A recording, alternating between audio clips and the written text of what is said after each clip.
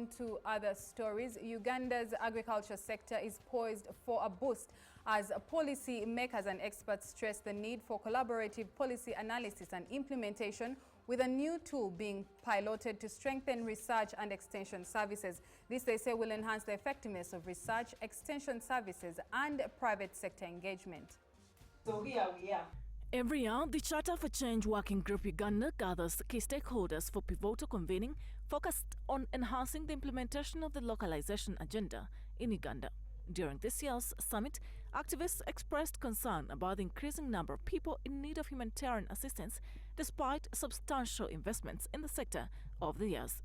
The chairperson of the Charter for Change Working Group, Joyce Julian Achoko, elaborates on the localization agenda and why now. Since the local actors, the people affected, they understand how those effects, how those dangers, how those crises or those issues coming into the society, they understand it best, and they understand the culture, they understand the people. Let us allow them to help. Let us build their capacity to help.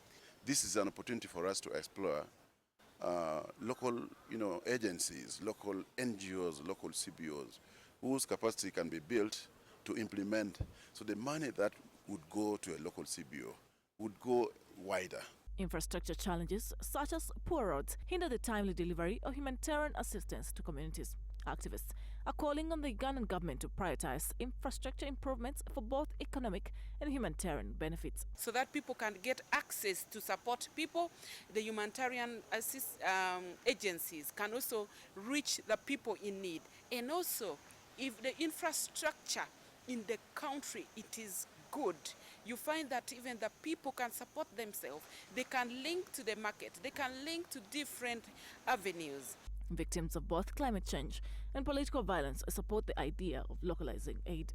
They stress that as the number of affected people continues to rise, innovation solutions are essential to empower individuals, generate income and improve service delivery. Even UNHCR should think of localization. This localization matters a lot because if you localize these funds, you give to the local partner like the refugee-led organization and the community-based organizations. They will work basically according to the interest of the people on the ground. The only way to bridge the gap is to find innovative ways for people to generate their own income, to generate their own opportunities so that they can be self-reliant.